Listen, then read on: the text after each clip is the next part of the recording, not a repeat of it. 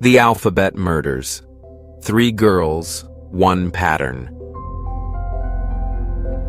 A pattern in initials. Between 1971 and 1973, 3 young girls were abducted, assaulted, and murdered in or near Rochester, New York.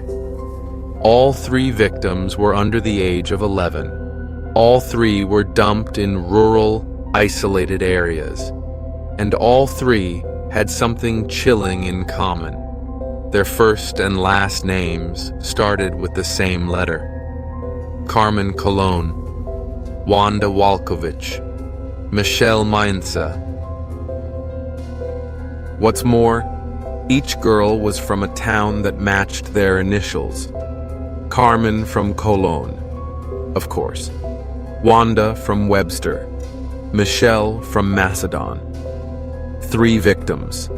3 double initials. 3 matching hometowns. The public called them the alphabet murders. The police called them a nightmare. Because there was no obvious connection between the girls, no common neighborhood, no shared schools, just a pattern. A pattern that might have been random, or a twisted game played by a predator who wanted to be remembered. Carmen's final walk. November 16th, 1971.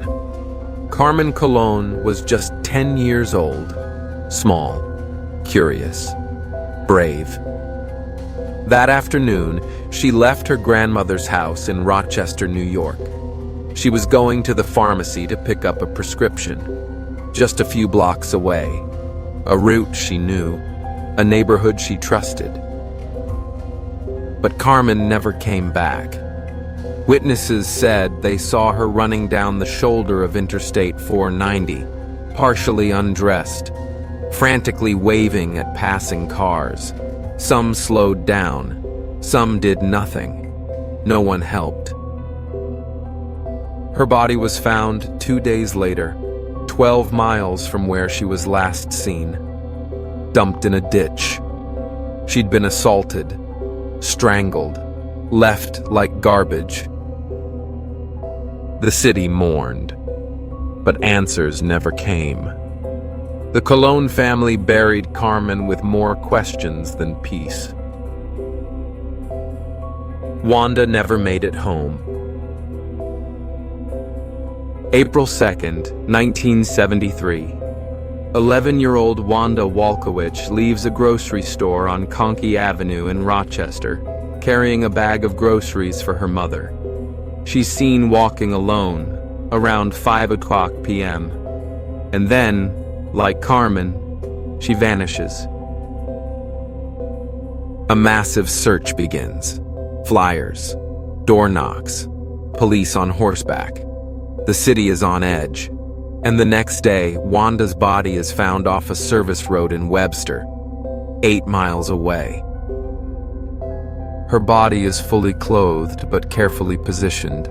She had been sexually assaulted, strangled with a ligature. Red fibers are found on her clothing, possibly from the interior of a vehicle. Once again, a girl with matching first and last initials, dumped in a town that starts with the same letter. Carmen Colón, Wanda Walkowicz. The pattern is now too clear to ignore. But still, no suspects, no witnesses, and no clear motive beyond cruelty. Michelle's last moments. November 26th, 1973. Just 7 months after Wanda's murder. 11-year-old Michelle Maenza disappears while walking home from school. She had stopped by her mother's workplace earlier that day. She left around 3:20 p.m. and never arrived home. 2 days later, Michelle's body was found in Macedon, 15 miles southeast of Rochester. Her injuries matched those of the previous 2 victims. Sexual assault, ligature strangulation. Red threads were again found on her clothing. Like Wanda and Carmen, Michelle's first and last names began with the same letter. She was from Macedon, the third child, the third alphabet victim. Police now faced the very real possibility that Rochester had a serial killer, one who preyed on little girls, one who seemed to choose victims not just by opportunity, but by some twisted pattern. But even with growing public pressure and dozens of detectives on the case, the killer was always one step ahead. Suspects and dead ends. With 3 young girls dead in 2 years, panic spread across Monroe County. Schools changed dismissal policies. Parents walked their children home.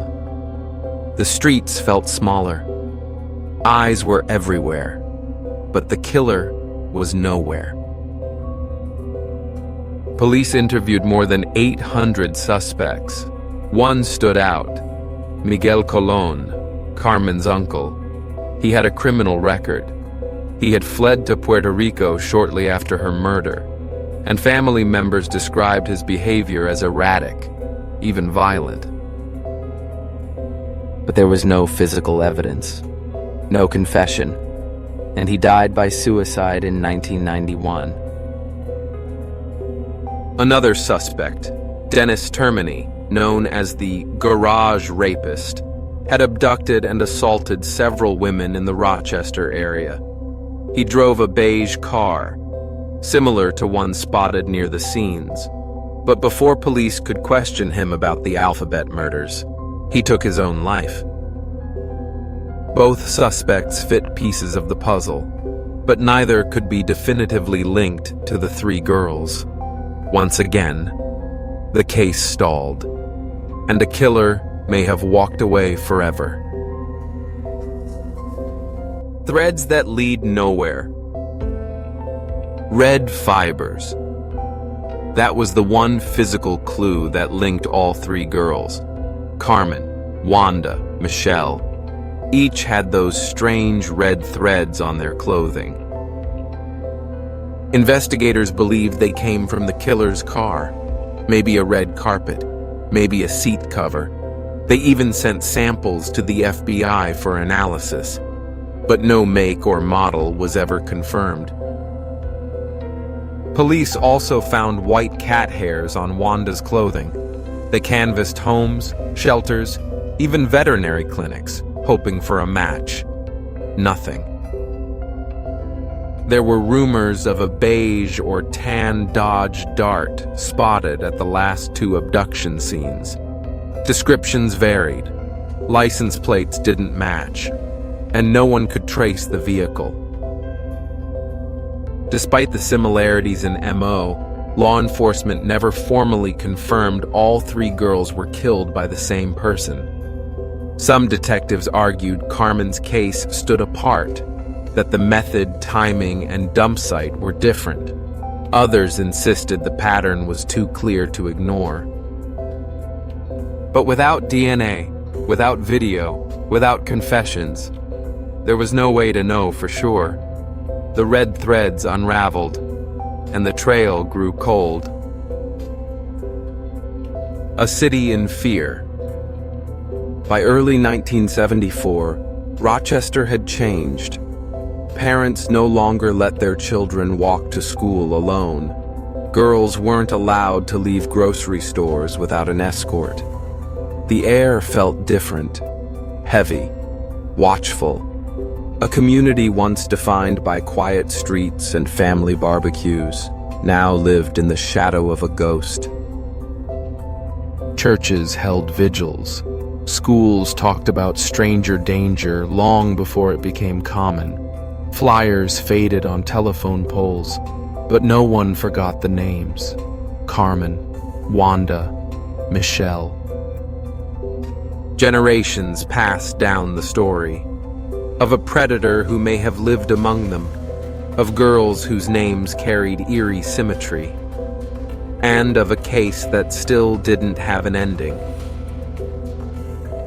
Police reviewed the files again in the 1990s, then again in the 2000s, when DNA technology advanced. But the samples were degraded, the results inconclusive, the answers still missing. Cold case, burning questions. Decades passed. The files collected dust, but the pain never did. In 2006, the FBI reclassified the Alphabet murders as part of a larger national cold case initiative. New eyes, new tech, new hope. They tested remaining evidence using modern DNA techniques. They revisited original witness statements, re-interviewed former suspects, tracked new leads, reviewed anonymous tips.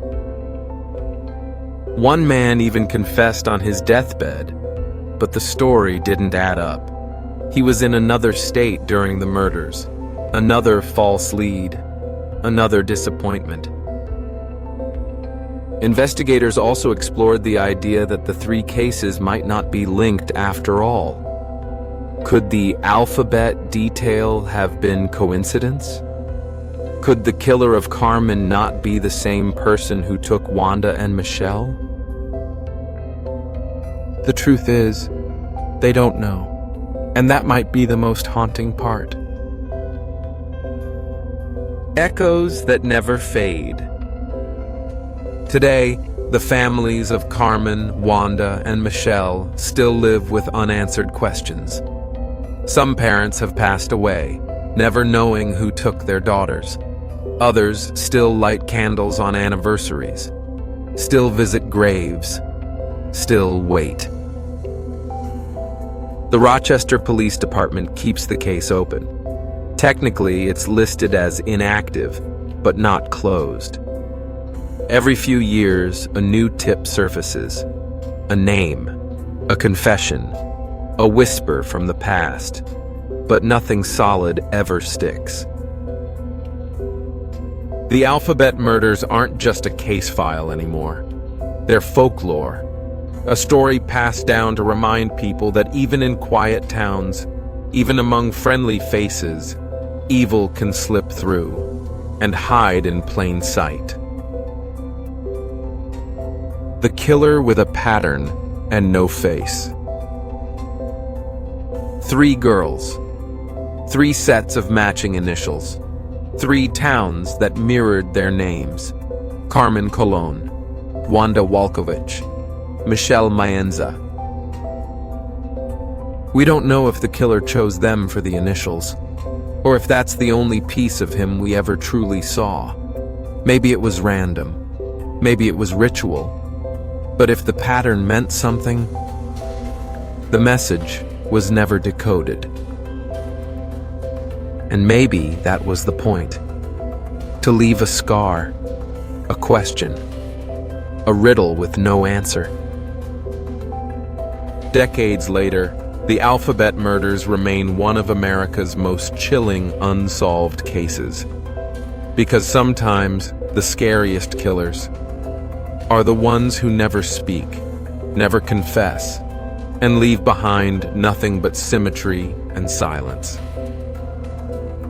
This is the American Mysteries Archives, and this was the story of a killer whose pattern we noticed, just not in time. Subscribe for more chilling mysteries. Thanks for being here. See you in the next time.